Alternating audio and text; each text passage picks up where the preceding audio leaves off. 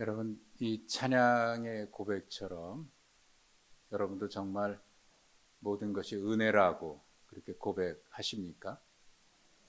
아멘이십니까? 모든 것이 은혜다. 모든 것이 은혜다.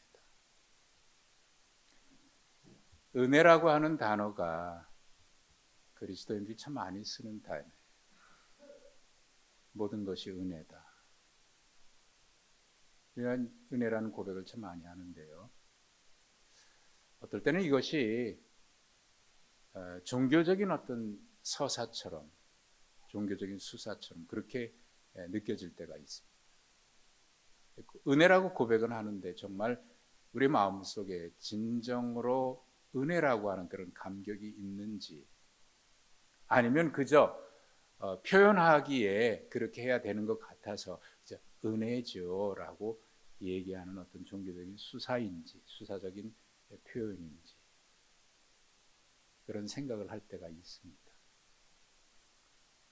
저도 그 은혜라는 고백을 많이 합니다만, 그것이 어떨 때는 그저 의뢰하는 말처럼 느껴질까봐, 너무 가볍게 표현하는 그런 표현일까봐 고민될 때가 있어요.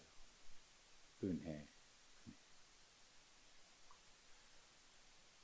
우리가 지난 월요일부터 에베소서의 말씀을 새벽마다 묵상하고 있는데, 그 중에 오늘 3장의 말씀을 보고 있습니다.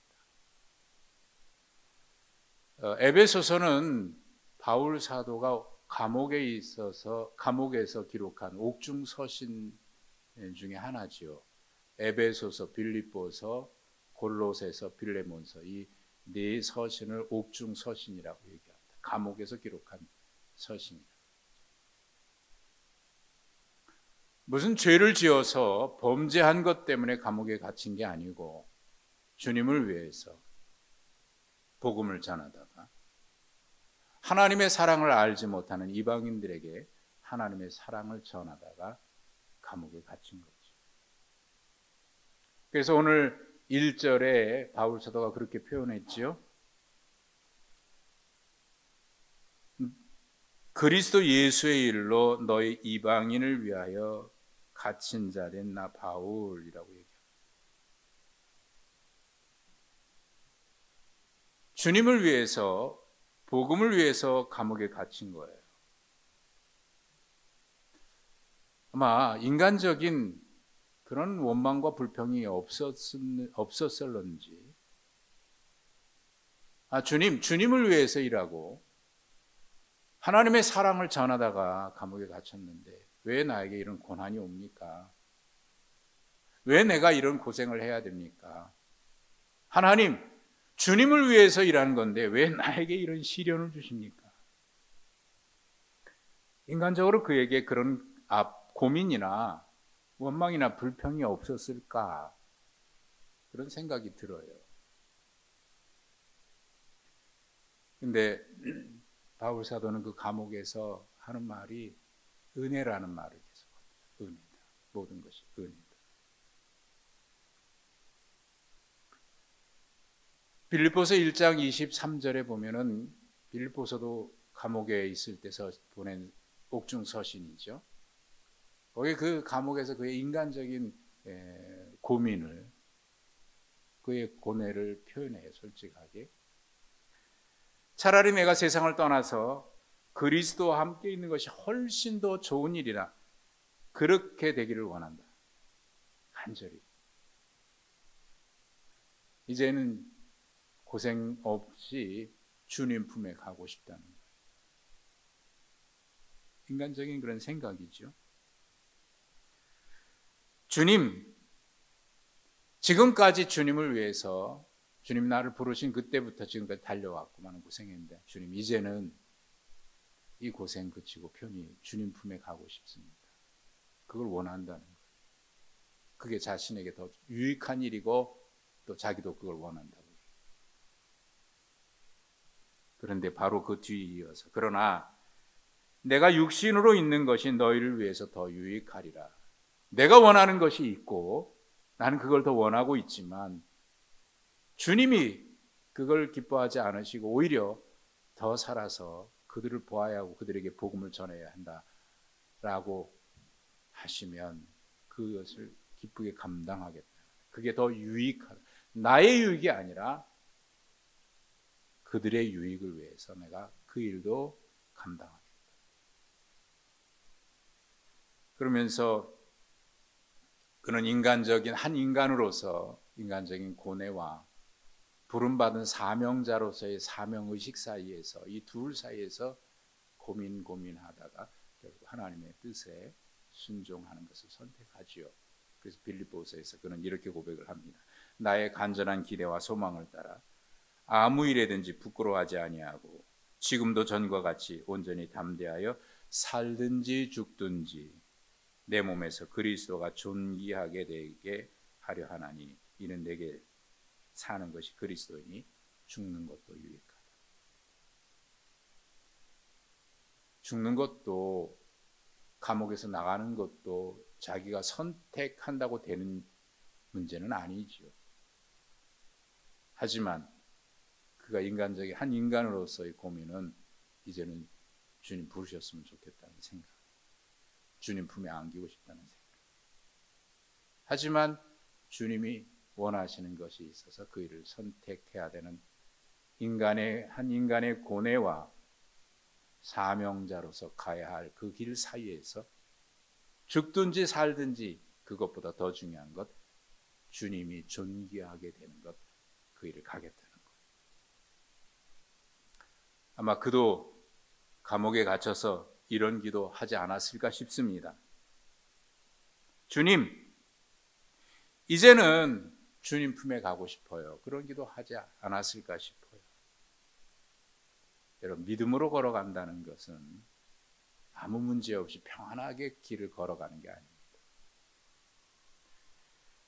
고민 없이 흔들림 없이 평안히 길을 걸어가는 것이 아니라 매 순간마다 내 생각과 주님의 뜻 사이에서 고민하며 주님의 뜻에 순종하며 걸어가는 거죠.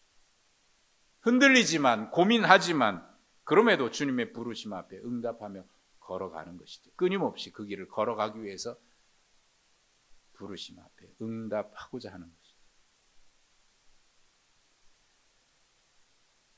바울 사도가 지금 갇혀 있는 것은 주님을 위해서 하나님의 사랑을 전하다가 이렇게 된 거예요. 빌립보에서는 한 여인이 귀신에 사로잡혀서 인간성을 상실하고 인간답게 살지 못하는 그런 비참한 삶을 살아가는 것을 보고 그 귀신을 쫓아내죠.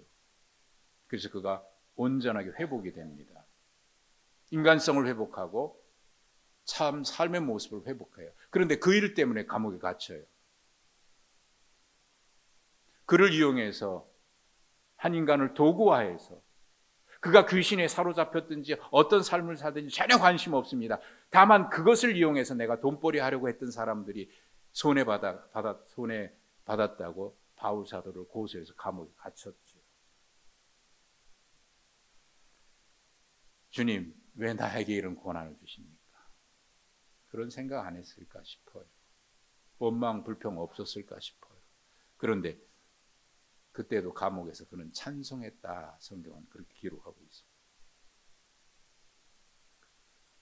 오늘 말씀에서 바울 사도는 감옥에 갇혀 있는 그가, 여러분, 그가 지금 은혜라고 하는 말을 2절과 7절과 8절에서 하거든요. 너희를 위하여 내게 주신 하나님의 그 은혜의 경륜을 너희가 들었을 터이라. 7절에서 내게 주신 하나님의 은혜의 선물을 따라 내가 일꾼이 되었다.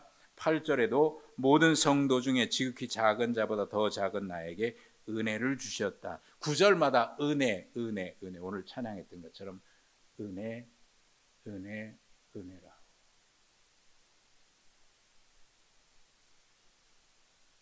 찬양이니까 그렇게 부르는 게 아니라 정말 은혜라는 고백.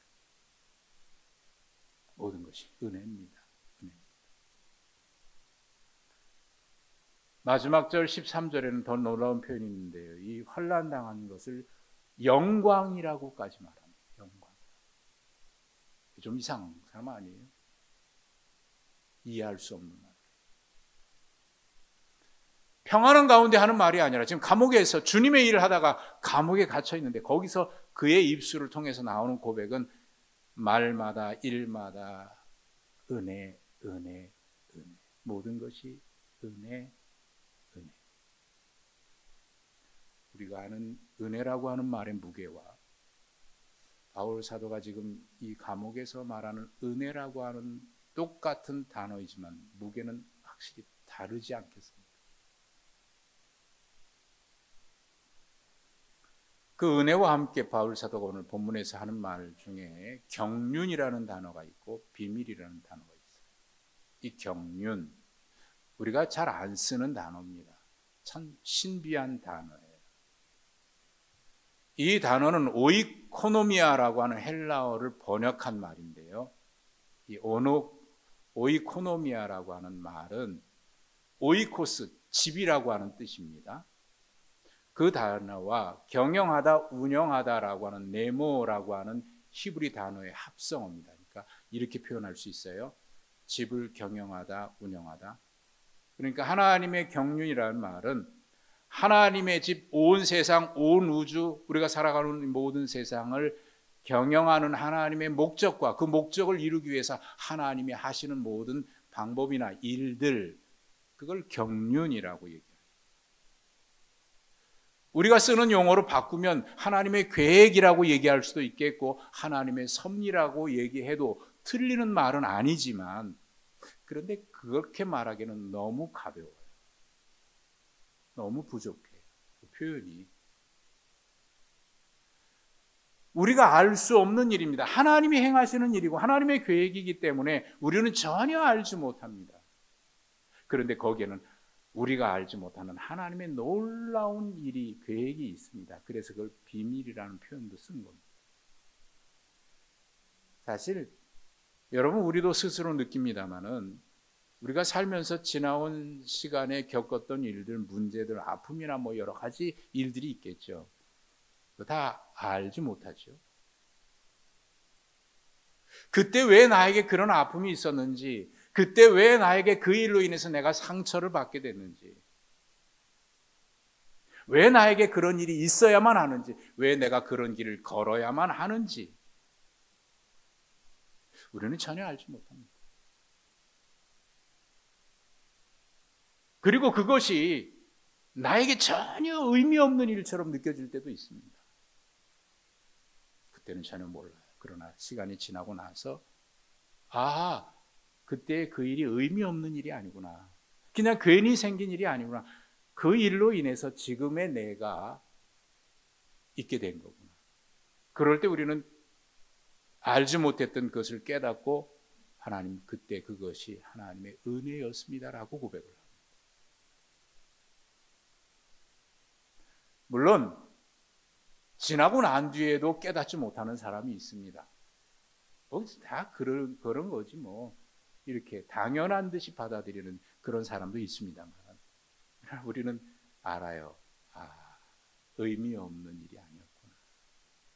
그때는 몰랐었는데, 그때는 그냥 아프기만 했고, 그때는 그저 너무 힘들기만 했었는데, 지나고 나니까 그 일 때문에, 그때 그 사건 때문에, 그때 그 아픔과 그 상처 때문에 지금 내가 이만한 모습으로 바울 사도도 그걸 깨달았던 것 같아요. 그래서 그런 고백하죠. 내가 나 된 것은 오로지 하나님의 은혜다. 지금의 내가 존재하는 것 하나님의 은혜다. 그 당시는 몰랐지요. 그걸 누가 알겠습니까? 하나님이 하시는 일이고 하나님만 아시는 일이니까. 하나님 외에는 누구도 알 수 없는 그 일이었는데, 그 하나님의 계획, 그것을 우리는 성경에서는 경륜이라고 하는 아주 신비스러운 단어를 써요. 그래서 3절과 4절에는 또 다른 표현으로 하나님의 비밀이다. 우리가 알죠. 지금 바울 사도는 감옥에 갇혀 있으면서 이 하나님의 경륜을 생각하고 있습니다. 거기서 깨달은 하나님의 경륜. 두려움도 있었을 거고 불안하기도 했을 겁니다. 불편하기는 짝이 없습니다. 그런데 거기서 그는 하나님의 경륜을 생각합니다. 왜 내가 감옥에 갇혔는지, 왜 내가 지금 이런 어려움을 겪고 있는지. 우리는 이런 일을 당할 때 가장 쉬운 방법이 있습니다. 회피하는 거죠. 다 누구 때문이라고. 누구를 잘못 만나서 그렇다. 저 사람 때문이라고. 회피합니다. 전가. 해결될까요? 그러면 그럴수록 삶은 더 깊은 수렁으로 빠져들어갑니다. 현실을 도피하게 되고, 그렇게 될 때 자신의 삶은 전혀 변화되지 않습니다. 누구 때문이 아닙니다. 누구를 만났기 때문이 아니라 누구를 잘못 만났기 때문이 아닙니다. 그를 통한 하나님의 섭리도 있고 계획도 있는 겁니다. 우리는 모르지요.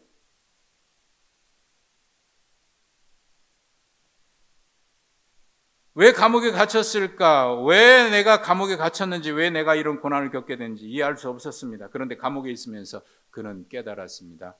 하나님의 은혜였다고. 그걸 어떻게 깨달았을까? 3절에 보면은 계시로 하나님께서 비밀을 내게 알려주셨기 때문이라고 얘기합니다. 그 비밀은 5절에 보면 거룩한 사도들과 선지자들에게 성령으로 나타내 주신 것인데, 그 전에는 누구에게도 알려주신 일이 없는데 그것을 지금 나에게 깨닫게 해주셨다. 그 은혜다. 사실 깨달음 자체가 은혜죠. 그리고 이 깨달음이 너희도 그걸 알게 됐고 우리 모두도 알게 됐다. 종종 말씀드립니다만 신약 성경에 바울 서신이 약 13권 정도 돼요. 바울 서신을 읽을 때마다 우리가 늘 생각해야 되는 겁니다. 그의 고백, 그의 말 늘 기억해야 되는 것이 있어요. 그에게는 이 모든 말 속에 담겨 있는 사건이 있습니다. 주님을 만난 사건입니다. 그냥 하는 말이 아니라 그의 말 속에는 이 사건이 담겨 있는 거예요. 다메섹으로 가던 중에 주님이 그를 찾아오셨습니다. 왜 다메섹으로 가고 있었죠? 예수를 박해하기 위해서. 예수가 하나님의 아들이라고 하는 걸 인정할 수 없었어요. 그가 부활했다? 말도 안 되는 허무맹랑한 소리 한다고. 그래서 예수 믿는 사람 죽였고 또 죽이려고 다메섹으로 가는 거예요. 그런데 그런 줄 알면서도 주님이 자기를 찾아오신 거예요. 엄청나게 놀랐을 것 같아요. 아마 나를 심판하러 오신 거 아닌가, 나에게 벌 주기 위해서 오신 거 아닌가, 뭐 그런 두려움도 그에게 있었을 것 같습니다. 그런데 그게 은혜라는 것을 알았어요. 내가 왜 이렇게 살고 있는지, 내가 무엇을 하고 있는지, 내가 지금 어디로 무엇을 하려고 가고 있는지 알고 계심에도 불구하고 주님이 나에게 찾아오셔서 만나 주신 거예요. 은혜이고 사랑이에요. 여러분 우리의 삶도 그렇지 않습니까? 내가 어떤 사람인지, 내가 얼마나 부족한지, 내가 지금 어떤 일을 하고 있고 어떤 생각 가지고 살아가고 있는지 그걸 주님이 다 알고 계심에도 불구하고 우리가 한없이 부족하고 한없이 연약한데, 하나님 앞에 내놓을 만한 의로운 모습이 전혀 없는데, 그럼에도 불구하고 주님이 나에게 찾아오셔서 내가 어떤 일을 하고 있는지도 아시는데, 그럼에도 불구하고 주님이 나에게 찾아오신, 여러분 은혜 아닙니까? 요한복음 3장 16절 말씀 우리가 잘 암송하는 말씀이죠. 하나님이 세상을 이처럼 사랑하사 독생자를 보내셨다. 왜요? 심판하기 위해서가 아니라 누구든지 저를 믿고 구원받게 하시려고. 그래서 3장 17절 그 다음 절은 좀 더 구체적으로 분명하게 얘기합니다. 하나님이 그 아들을 세상에 보내신 것은 세상을 심판하시기 위함이 아니라 그로 말미암아 구원을 받게 하려 하십니다. 주님이 오신 그 자체,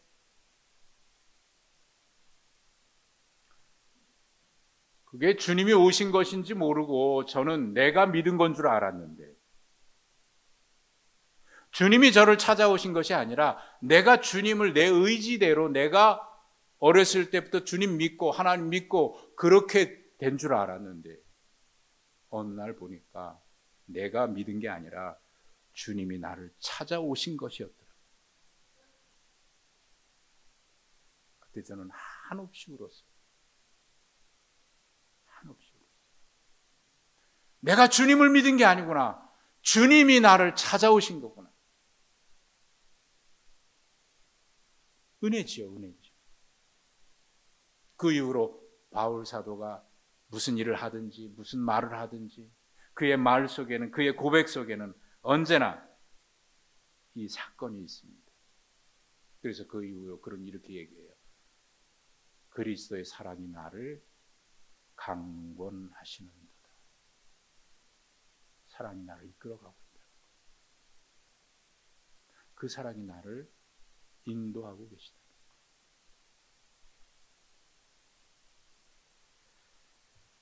그는 묻고 물었을 것 같아요. 하나님, 왜 나 같은 사람을 이렇게 사랑하셨습니까? 왜 나 같은 사람을 이렇게 사랑하고 계셨습니까? 왜 나에게 오셨습니까? 나를 사랑하시는 이유가 뭡니까? 아마 묻고 또 물었을 것 같아요. 이해할 수 없었으니까. 자신에겐 그런 사랑 받을 만한 모습이 전혀 없었으니까 주님을 위해서 또 묻고 또 물었을 것 같아요. 주님, 왜 나를 이렇게 사랑하시나요? 묻고 또 물었던 그가 깨닫습니다. 8절에 하나님께서 은혜를 내게 주신 이유에 대해서 이렇게 얘기하죠. 측량할 수 없는 그리스도의 풍성함을 이방인에게 전하게 하기 위해서. 풍성하신 그 사랑을 전하게 하기 위해서. 그 풍성하신 그 사랑이 1장에는 뭐라고 얘기했냐면, 태초에 하나님이 예정 가운데 나를 선택하셨다. 하늘의 신령한 복을 주셨는데 그것이 하나님의 선택이었다. 그리스도를 통해서 내 죄를 사해 주셨다. 그리고 성령으로 너는 내 것이라고 인쳐 주셨다. 이것이 하나님의 경륜이었지 내가 한 게 아니라. 태초부터 나에게 왜 이런 은혜 주셨습니까? 왜 나에게 오셨습니까? 이 풍성한 사랑 전하게. 두 번째, 나를 이렇게 사랑하신 이유 9절에 영원부터 만물을 창조하신 하나님 속에 감춰졌던 이 비밀의 경륜이 어떠한 것임을 드러내려고. 사명이에요, 사명. 그래서 은혜 주셨다는 거예요. 왜 나에게 그런 은혜 주셨는지, 왜 나 이렇게 사랑하셨는지. 감옥에 있으면서 묻고 또 물었고, 살아오면서 끊임없이 묻고 물었습니다. 고난 가운데 깨달았습니다. 측량할 수 없는 그리스도의 풍성함을 이방인에게 전하게 하기 위해서. 영원부터 만물을 창조하신 하나님 속에 감춰졌던 그 비밀의 경륜 드러내게 하기 위해서. 그가 감옥에서 묻고 또 묻으면서 깨달은 하나님의 경륜, 계시로 말미암아 알게 해주신 하나님의 경륜. 제가 종종 말씀드립니다마는 여러분 살면서 우리가 무엇을 기억하는지가 굉장히 중요합니다. 똑같은 일을 겪어도, 똑같은 아픔을 겪어도 무엇을 기억하고 있느냐가 그 이후에 그의 행동과 말을 결정합니다. 누구 때문이라고 생각하는 사람은 그 이후의 말도 그런 방향으로 흐를 수밖에 없습니다. 하나님의 은혜라고 고백하는 사람은 그 이후의 고백도 하나님, 그럼 내가 주님을 위해서 어떻게 하길 원하십니까? 이렇게 물을 수밖에 없죠.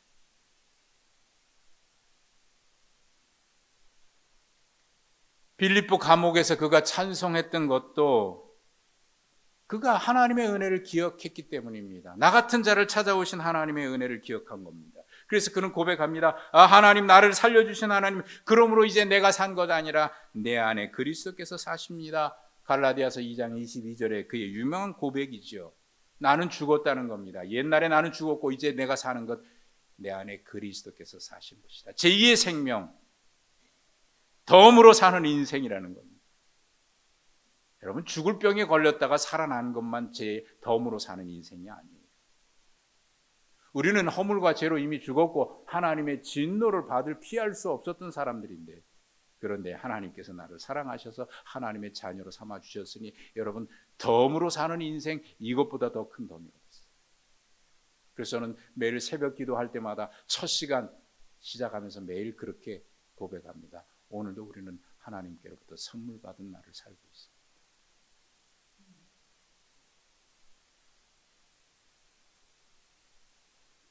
바울 사도의 마음에는 지금 그가 어떤 상황에 처해 있는지 우리는 잘 아는데 그 가운데서도 은혜 고백합니다. 7절에는 이 복음을 위해서 그의 능력이 역사하시는 대로 내게 주신 하나님의 은혜의 선물을 따라 일꾼이 되었다라고.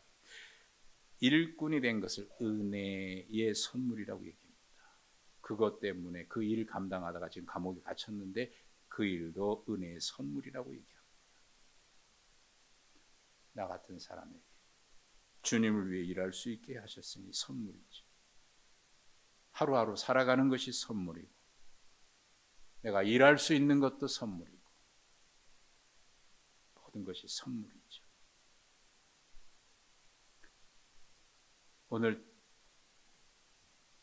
우리 지휘자님하고 미리 얘기한 거 아닌데 오늘 찬양이 은혜예요. 모든 것이 은혜,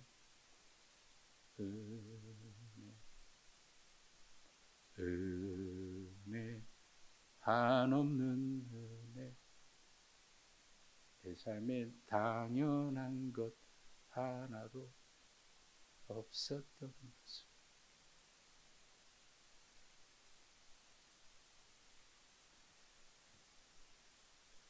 우리는 그 은혜 받고 살아가는데 언젠가부터 내 속에 그 은혜에 대한 감격이 사라지고 있는 것을 내가 느낄 때가 있어요.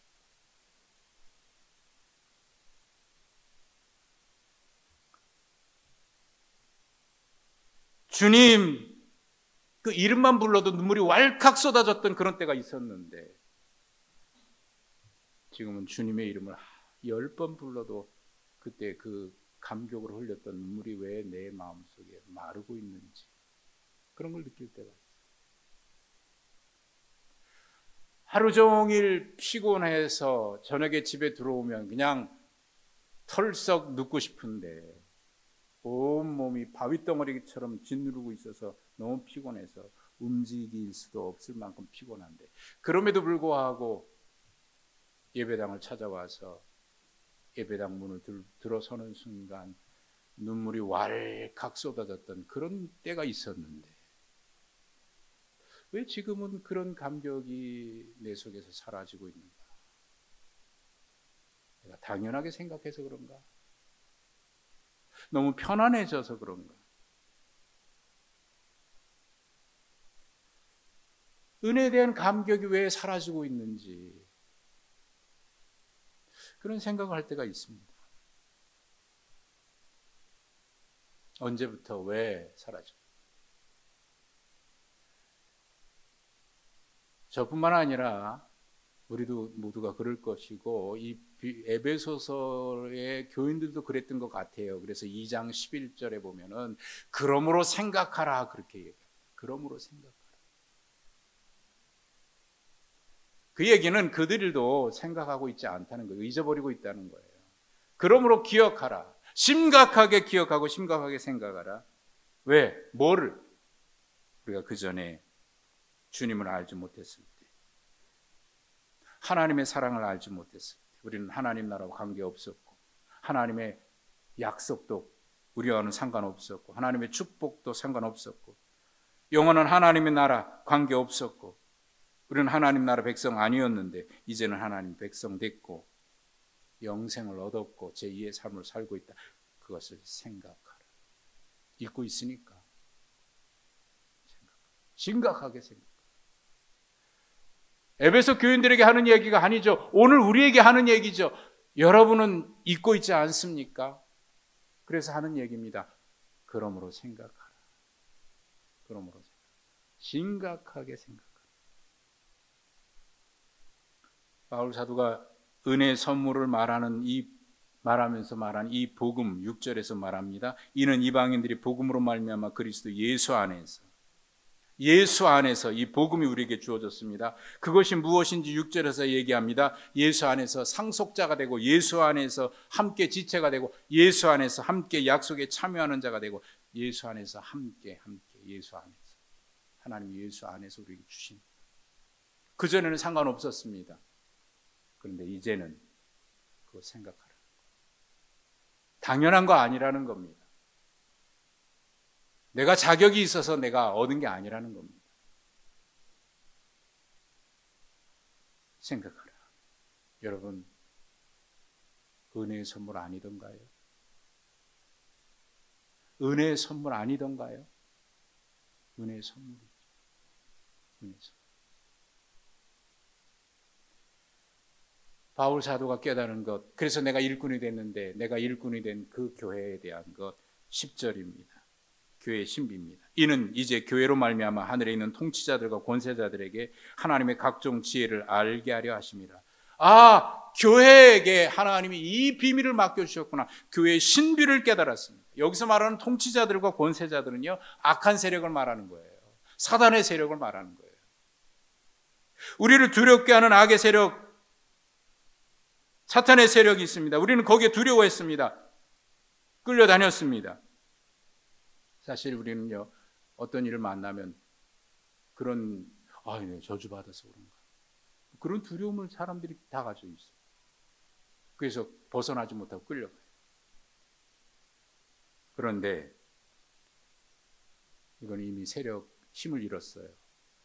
예수님이 십자가에 죽으시고 부활하실 때 이런 모든 악의 세력은 힘을 잃었습니다. 아니, 꺾였습니다. 인간을 가장 두렵게 하는 사망마저도, 예수 그리스도께서 십자가에서 죽으심과 부활할 때 그 사망마저도 힘을 잃었습니다. 그래서 고린도전서 15장 55절과 57절에 바울 사도가 이렇게 얘기하죠. 사망아, 네가 이기는 것이 어디 있느냐? 사망아, 네가 쏘는 것이 어디 있느냐? 없어요. 우리 주 예수 그리스도로 말미암아 우리에게 승리를 주시는 하나님께 감사합니다. 이것이 오늘 본문 11절에서 뭐라고 얘기하냐면, 영원부터 우리 주 예수 안에서 예정하신 그것을 지금 성취하셨다고 얘기합니다. 그 복음을 교회에 맡기셨다. 교회는 그래서 그냥 조직이나 기관이 아니라, 바울 사도는 이걸 깨달았기에 뭐라고 얘기합니까? 교회는 주님의 몸이다. 주님의 몸이다. 어거스틴도 그것을 깨달았기에 그렇게 얘기합니다. 교회는 예수님의 성육신의 연장이다. 주님이 이 땅에 오셔서 귀신 쫓아내고 죽은 자 살리시고 모든 질병 고치셨던 그 복음, 그것이 주님이 지금 부활하셔 승천하고 안 계시지만 이 땅에 교회로 존재하고 계시는 거예요. 그래서 성육신의 연장이다. 교회에게 그 복음을 맡기셨고, 그 안에서 12절, 우리가 그 안에서, 교회 안에서 그를 믿음으로 말미암아 담대함과 확신을 가지고 하나님께 나아감을 얻느니라. 교회의 신비입니다.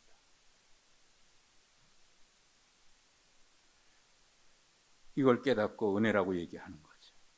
그리고 마지막 절에, 그러므로 너희에게 구하노니 너희를 위한 나의 여러 환난에 대해서 낙심하지 말라. 이는 너희의 영광이니라. 영광이니라.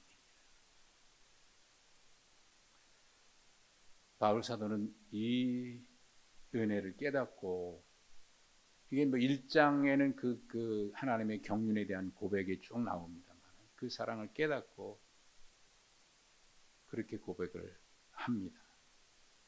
오늘 읽지 않았는데 그 다음 말씀에 3장 19절에 그리스도의 그 사랑의 넓이, 길이, 깊이, 높이를 너희가 알기를 원한다. 그 하나님의 사랑의 길이, 넓이, 높이, 그 깊이를 알기를 원한다. 내가 알았던 그 사랑, 너희도 알기를 원한다.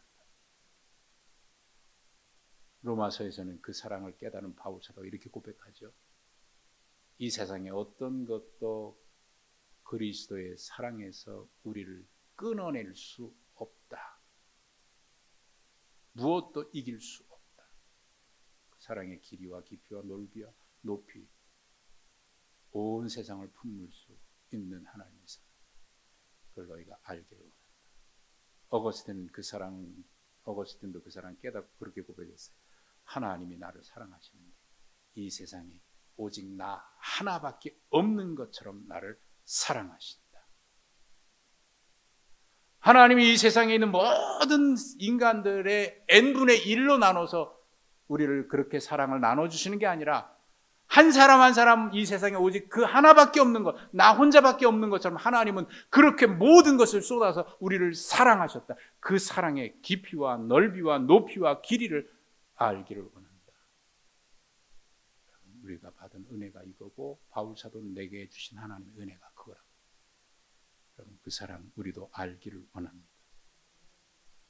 그래서 우리가 어떤 일을 만나든지 그 상황 속에서 그 사랑 기억하니까, 그 은혜 기억하니까, 그래 주님 감사합니다. 이 또한 감사합니다. 이 환난도 주님의 영광입니다. 여러분, 우리가 넉넉히 이길 수 있지 않습니까? 그리스도의 사랑으로 말미암아 넉넉히 이기느니라. 우리의 삶이 그렇게 행복한 믿음의 길 되시기를 주님의 이름으로 축복합니다. 하나님 감사합니다. 왜 나를 이렇게 사랑하시는지 알 수 없습니다. 주님의 사랑이 얼마나 큰지도 알 수 없습니다. 그러나 측량할 수 없는 사랑, 태초부터 하나님의 속에 갇혀있던 이 놀라운 하나님의 경륜, 이것을 나에게 주셨고 또 교회에 맡기셨고 우리 교회의 일꾼 되게 하셨으니 감사합니다. 그 사랑에 감격해서 모든 것이 은혜임을 고백하며 오늘도 우리의 삶의 여정 가운데 어떤 일을 만나든지 하나님의 사랑으로 넉넉히 이기며 살아가는 우리 모두가 되게 하옵소서. 예수님의 이름으로 기도하옵나이다. 아멘.